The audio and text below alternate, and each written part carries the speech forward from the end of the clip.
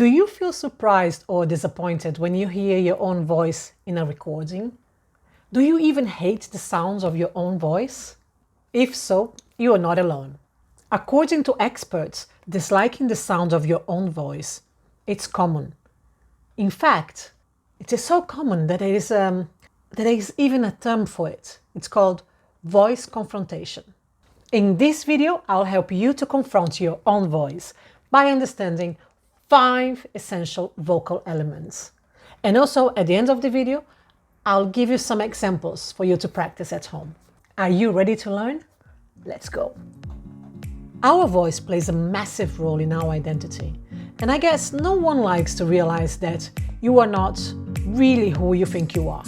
I can still remember my first job in the early 90s. It was called telefonista, a telephone operator. I used to work with a system called PBX to give phone line access to a private residential area near São Paulo. And if you're wondering what PBX stands for, it stands for Private Branch Exchange, which is a private telephone network used within a company or organization. And it was at this job that I confronted my voice for the first time. And also I remember I learned about Alexander Graham Bell. Let me take you to that story. So in 1876, Alexander Graham Bell was the first person that received a US patent for a device that produced a comprehensible replication of the human voice. Alexander Graham Bell. 2 years later, in 1878, the first telephone center exchange started operating in Connecticut, in the United States. And because so many people wanted to have the so-called telephone, that individual connections between each device were no longer possible. Therefore, telephone centers were created to facilitate the correct connection.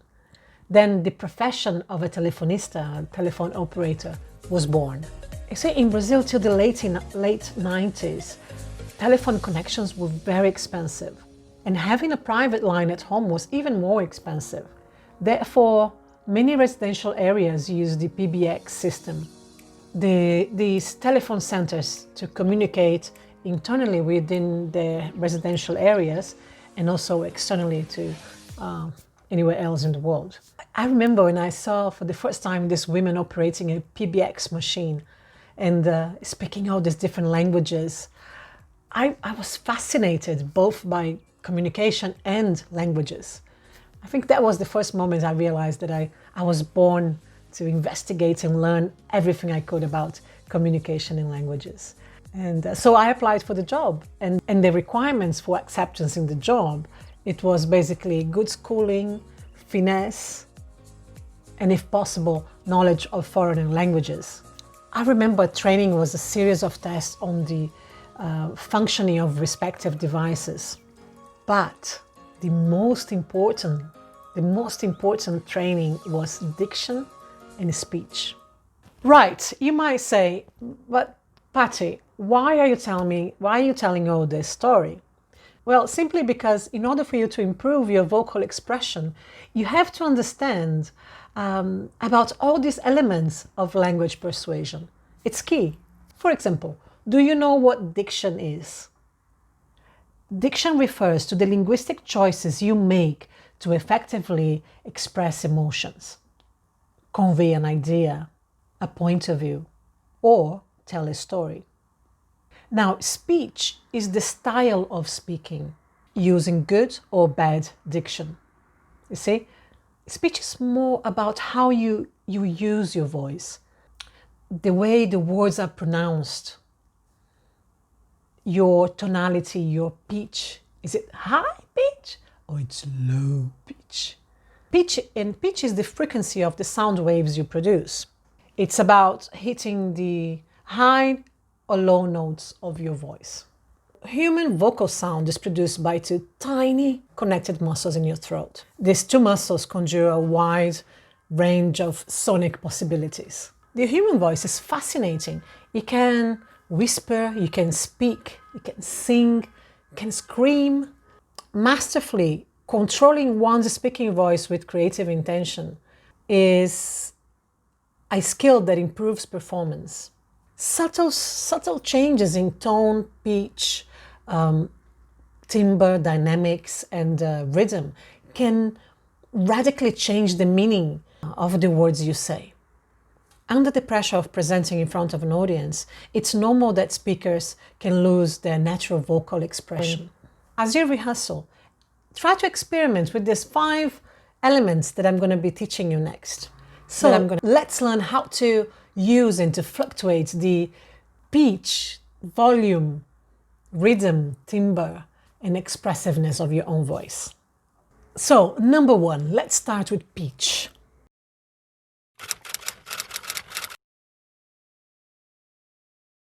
So the key here is to become aware of your pitch and to refine it, phrase by phrase. Questions, for example, end in a high-pitch note.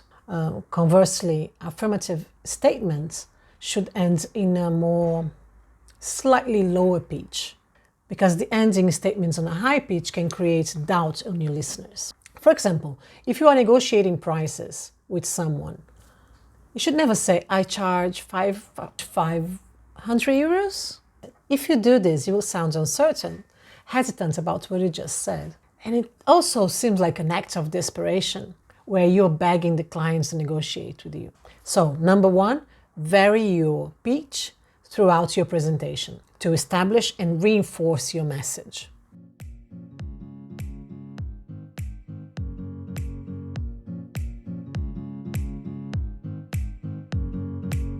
Second, alter the rhythm and tempo. Very important. Rhythm is the pattern of the sounds you produce, and tempo is the pace, the speed of your voice. Use rhythm to carry meaning, slow the pace to emphasize certain ideas, and quick the pace to show excitement and humor. Pause to underscore major points, or to give your listeners time to absorb a complex idea. And it's also important to pause when you are transitioning from one idea to another.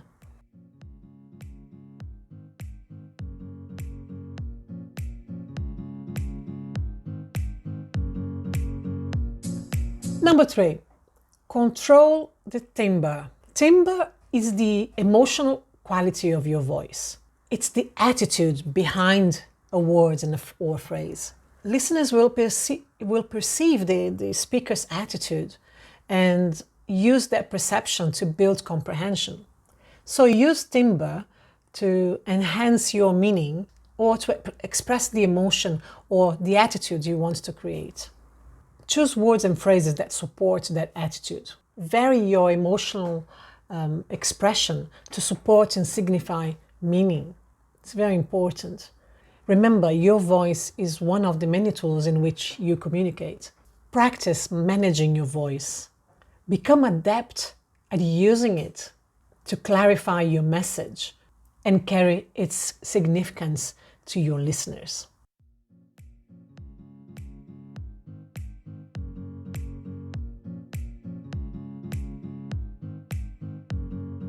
Number 4, adjust your volume. Use changes in volume to prevent your voice from slipping into a monotonous sameness, and also to alert your audience to the nuances of your message. Remember always to speak loud enough so the audience can hear you. And even if you are using a microphone, if the audience is large, you have to speak loud. Raise the volume gradually as you raise towards a point, and lower the volume for an aside. Change your volume when you are changing an idea or an approach. And don't be afraid to use your full volume when you're using a microphone.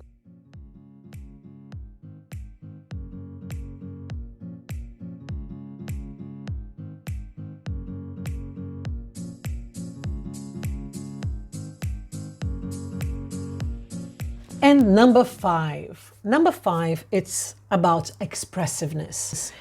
It's so beautiful and it's so delightful to listen to some voices. Why? Because they carry this expressiveness. So to work expression in your voice, you will just need to play how to vary all these elements, the vocal elements that I was just teaching you. So this number 5 is kind of connected with the other ones that I already told you. Volume, pitch, rhythm, and timbre. So today we're going to practice this phrase. It's the example that I mentioned at the beginning of the video that I leave you with so you can practice at home. So begin by saying this sentence aloud, emphasizing the first word with added volume. Then we continue repeating this sentence each time, emphasizing a different word. And you'll see how the meaning, it will change completely. So here you go. Let's start with the first one. I cannot give her your jacket. Maybe someone else could. I cannot give her your jacket. It's a way of implying it, right? I'm implying it, I'm emphasizing that I cannot. It's not possible. I cannot give her your jacket. Maybe I could lend it to her. Maybe I could sell it to her, but I couldn't give. Interesting. I cannot give her your jacket. Oh, but maybe I could give to someone else. I cannot give her your jacket. Maybe somebody else's jacket. And last one, I cannot give her your jacket. Maybe I can give her another item of yours. So this is a great exercise for you to practice at home. Practice with different words and phrases and change the pitch, the tempo, the volume, the timbre, and you will see how you start to controlling your voice expressiveness. And this is key for a better voice to feel more confident.